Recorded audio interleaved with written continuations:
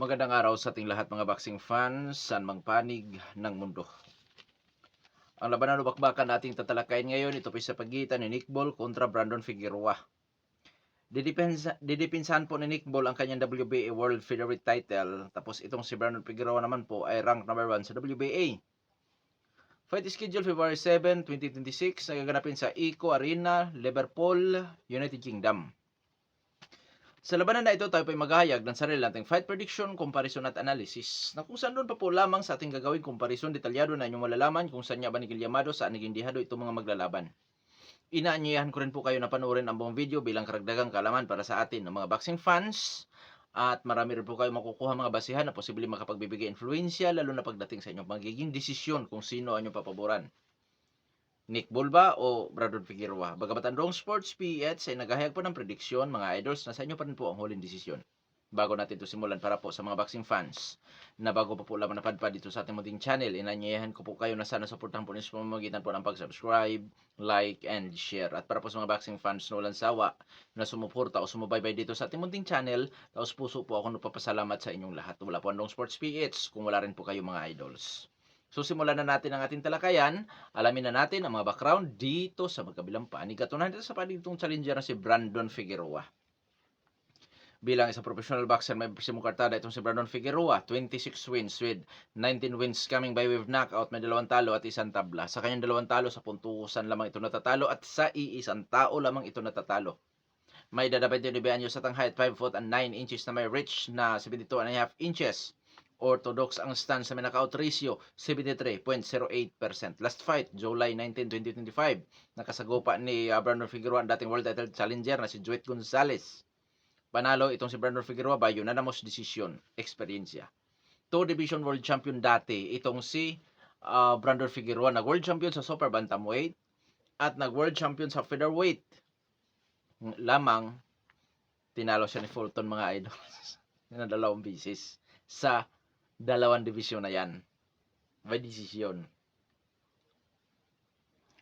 Nakasagupa din ni Brandon Figueroa ang ating kababayan na si Mark Magsayo. Talo si Magsayo dyan mga idols. Luis Nere. Alam naman natin ang mga kalidad ng nakasagupan nitong si Brandon Figueroa mga idols. Skills. Malimit ito sa pressure partner brawler. Dahil agresibo, volume puncher, power, timing, accuracy. Pero mga idol, may ibang laban din itong si Brandon na kung saan may defensive style. In and out, moving around. Mayroon din siyang ganun. Pero malimit talaga or nauuwi pa rin sa dati niyang galawan na kung saan doon siya hiyang sa talagang walang humpay, nabugbugan. Kumbaga, presyo pati brawler nga ito. Tamaan ko, tamaan ka. Ganon ito mga idols. Durability, may tibay. Marunong tumanggap ng suntok. So, hindi mahigpit sa depensa to. May tibay nga lang. O ginagamitan niya ng tibay, kumbaga. So, sa panig naman ni Nick Ball, bilang sa professional boxer, may presibukartada si Nick Ball. 23 wins, with 13 wins coming by way of knockout, undefeated at may isang tabla. May dadabay 8 anyos, height 5 foot and 2 inches. Orthodox ang stance, knockout ratio 56.52%. Last fight, August 16, 2025, nakasagupa si Sam Goodman. Panalo ba yun na most decision si Nick Ball?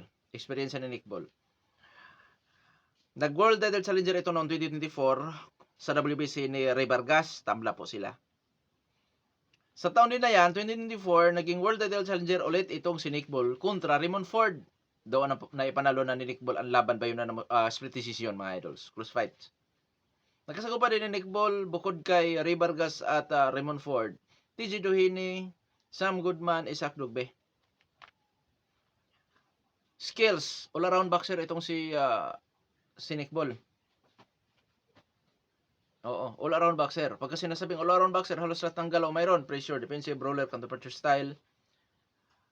Dahil all-around boxer, willing din ito sa suntukan na kung saan sa bayan. Willing sa side fighting din itong boksingero na ito. All-around boxer, may husay, may galing pagdating sa teknikal na suntukan. Mga kalkuladong galawan, footwork na kung saan mga idol kayang sumuntok din sa iba't ibang anggulo. May kakayan sa pagpanatili sa distansya at hindi sa kanya yung height ng kalaban. Hindi niya masyadong pinoproblema ang height, reach, advantage ng kalaban, which is dito sa featherweight division mga idols, malimit po talaga ang mga matatangkad diyan. Oo. tibit ball mga idol, pang pang ano to eh, pang flyweight. Pang flyweight, pero nandito sa featherweight. Pero yung korte kasi sa katawan nito mga idol, pandak pero malapad. Ayun ang mayroon sa isang neckball. So, may husay sa opensa, may galing din sa depensa. Pero hindi ibig sabihin noon na may galing sa depensa ay hindi natatamaan. Malimit na abutan kamo kasi nga mapandak nga lang siya. Pandak siya mga idol. Lalo na kung volume puncher ka ba nito. So, diyan mga idol, durability may tibay din. Dahil sa kanyang mga kalaban, Raymond Ford, Isaac Dugbe, Ray Vargas, may mga lakas po 'yon. Oo. Hindi man ganoon kataas ang knockout ratio, pero may mga lakas 'yon lalo na si Dugbe. Pero 'yun nga, for the first time yata mapapalaban itong si Nick Ball sa ganito ka agresibo, sa ganito ka power puncher tulad ni Brandon Figueroa. Yung aggressiveness ni Figueroa mga idol ang problema talaga diyan. Kung paano makapag-adjust itong si Nick Ball. Ganun pa man, dadako na tayo sa ating detalyadong comparison. So mga idol, gaganapin ang bakbakan sa Liverpool, United Kingdom. Dayo ang Amerikano na si Brandon Figueroa. Mga disadvantage ni Figueroa dyan, once ang laban mo sa scorecard, closed fight, close din sa scorecard, pwedeng sabihin ng mga oradong hindi naging sapat ang nagawa ng challenger. At pwede rin na makalamang dyan si Figueroa ng kaunti, pero kumbaga mga idol, yung favoritism, politics sa boxing, doon, yan po ang delikado sa mga dayo.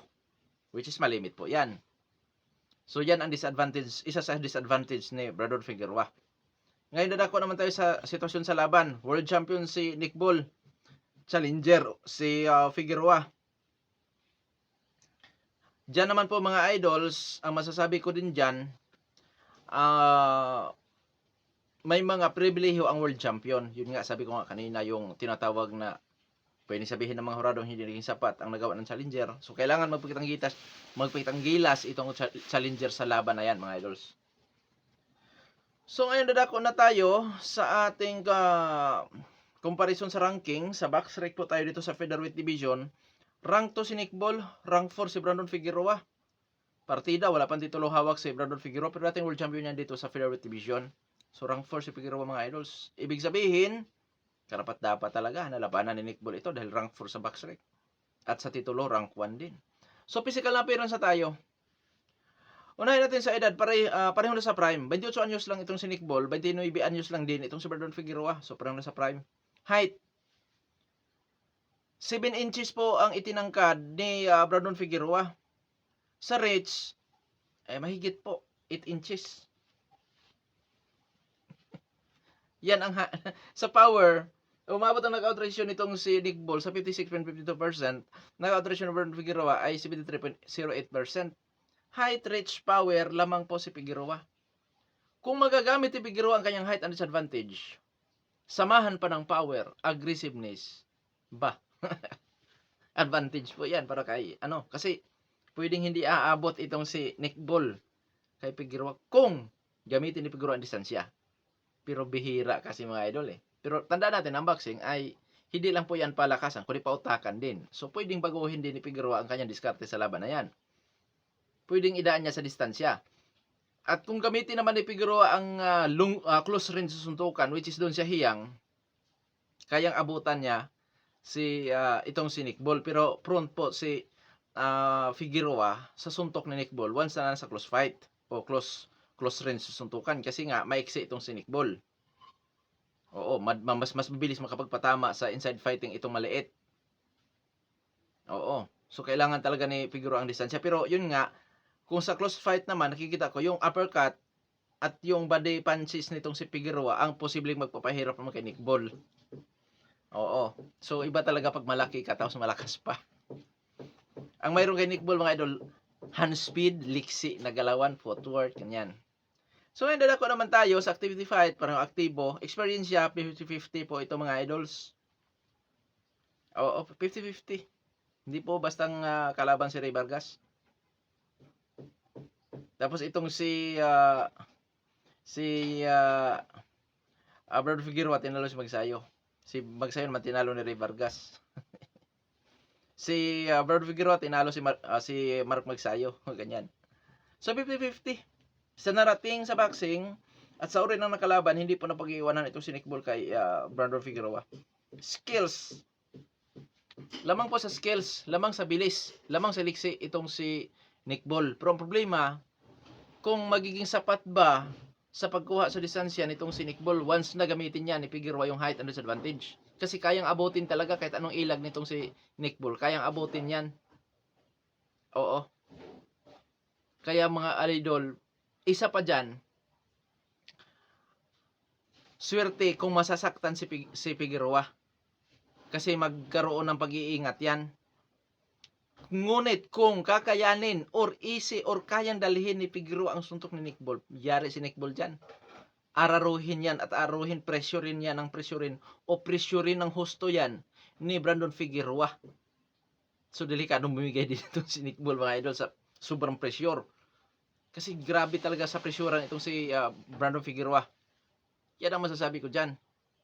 So 50-50 sa ating ginagawang comparison. Ibig sabihin, pag 50-50 mga idol,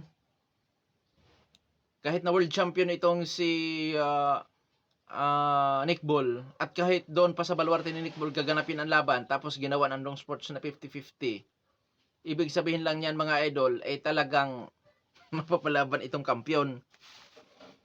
At hindi madaling laban ito para sa kampiyon na si Nick Ball. Maliit lang talaga kasi itong si Nick Ball mga idols. So ngayon dadakwan tayo sa prediction natin. Prediction ko po dyan, Nick Ball ako by unanimous decision, split decision. Kaya Dong Sports may tatsabang manalo si Nick Ball by technical knockout. Ang kasagutan ko dyan, this is boxing, anything can happen. Hindi ako gaano kumbinsido sa lakas ni Nick Ball kaya patulogin itong si Brandon Figueroa, pero ang masasabi ko na lang dyan, dahil umaabot po sa 56%, when 56% ang knockout ratio nitong si Nick Ball, pwede niya mapuruhan si Figueroa. Pwede niya ma-knockdown si Figueroa at pwede rin niyang i-knockout yan. Siguro mga idol kung mangyari man yan, later rounds. Later rounds. 10, 11, 12. Pwede. So ngayon, pabor ako kay Nick Ball. Sa panig naman tayo ni Brandon Figueroa. Sa panig ni Brandon Figueroa mga idol, siyempre kailangan nitong magpakitang gilas at kailangan niyang i-knockout itong champion dahil dayo nga siya, delikado siyang madali dito sa tinatawag nating hometown decision, favoritism, politika sa boxing. So kailangan niya ang knockout win. Ngunit dahil sa may tibay din naman itong si Nick Ball, gamit ni Figueroa ang height, reach, power, which is yung ang kanyang advantage. Kasama na doon ang volume punches with aggressiveness. So dyan mga idol, di nakataka mananalo si Figueroa by decision. Pwede niyang araruhin talaga itong si Nick Ball. Nakadepende na yan ngayon sa actual mga idol kung kaya bang saktan ni Nick Ball itong si Figueroa. Kaya kung hindi, yari yan. Maliit kasi. Paulanan para itong si Pondora si Figueroa mga idol pagka sa laban na yan. Parang ganon. Pondora kontra Team Cho. Parang ganon ka layo sa height. Napakalayo. So, yan po ang masasabi ko. Figueroa by decision, given din na makapagpa-knockout si Figueroa. Gamit ang kanyang power, aggressiveness, posibleng bibigay sa later rounds din, 10, 11, 12. Itong si Nick Ball sa laban na yan. Napag-isip-isip ko talaga naman, yung aggressiveness at volume punches with power nitong si Figueroa, mga idol, ang totodas dyan kay Nick Ball. So, given din. Pero sabi ko nga, may tibay din itong si Nick Ball, so, decision ang pinakaano ng Dong Sports PH. Pero yun nga, decision kasi height, reach, power, aggressiveness, volume punches, yun, posible makalamang talaga yun sa puntusan. Pero kailangan magtrabaho nitong si Brandon Figueroa once na kakayanin din ni Nick Ball ang suntok ni Figueroa. Kailangan niya magtrabaho ng husto kasi yung liksi ni Nick Ball, pwedeng makounter lagi dyan si Figueroa. Pwede makounter. Yung counter ni Nick Ball, pwede. Kasi si Figueroa hindi mahigpit sa depensa. Idinadaan lang niya sa kakunatan. Which is, may kakunatan nga naman itong si Brandon Figueroa. Marunong tumanggap ng suntok. So ngayon mga idol, additional tayo. Undercard din ito sa laban ni Figueroa at Nick Ball. Yung laban ni Andrew Kane at Alejandro Jair Gonzalez. Dito mga idol, may impressive kartada si Andrew Kane, 14 wins with 12 wins coming by knockout, may isang talo. Si Alejandro Jair Gonzalez naman, 19 wins with 11 wins coming by way of knockout, may 6 na talo, 3 tabla. At sa kanyang 6 na pagkatalo, isang beses na technical knockout. Dito sa experience ng dalawa, which is ang dalawang ito ay nangangampanya sa Bantamweight Division, dating amateur boxer si Andrew Kane. Si Alejandro Jair Gonzalez naman po mga idol, may nakalaban na dating world champion. Height, reach advantage, lamang si Jair Gonzalez. Lamang siya ng 2 inches. Sa knockout ratio, lamang naman si Andrew Kane. Sa uri ng nakalaban sa pro fights, pareho silang may nakalaban na dating world champion, katulad Charlie Edwards. Dating world champion ba si Edwards? Dating challenger pala yun. Sa WBA ni Casimero. O WBA ni Casimero. WBO ba yun? Or IBF ni Casimero. Hindi ko na malala eh. So yan po. So dito, 55-45 in favor of Andrew Kane. Prediction ng Sports PH, Andrew Kane by technical knockout. 1-8. Sa puntusan, Andrew Kane pa rin ako. By decision. Siya pa rin, pabor pa rin sa kanya. Ngunit 55-45 sa ating comparison, magandang laban to. Bakit? Kasi Meksikano itong si Alejandro Jair Gonzalez. Alam naman natin na warrior ang mga Meksikano. Pag lumalaban ang mga Meksikano, talagang bugbogan, patayan yan. So dyan mga idol, gamit ang height and disadvantage nitong Meksikano at pagka-warrior din ito mga idols, pwedeng ma-upset itong si Andrew Kane by decision. At given din po ang makapagpa-knockout yan. Dahil sa knockout ratio na maabot sa 57.89% considered as a power puncher. So matinding laban to. Magandang laban to talaga. So abangan natin mga idol. Hanggang dito na lamang ito pa Dong Sports PH. God bless po sa ating lahat.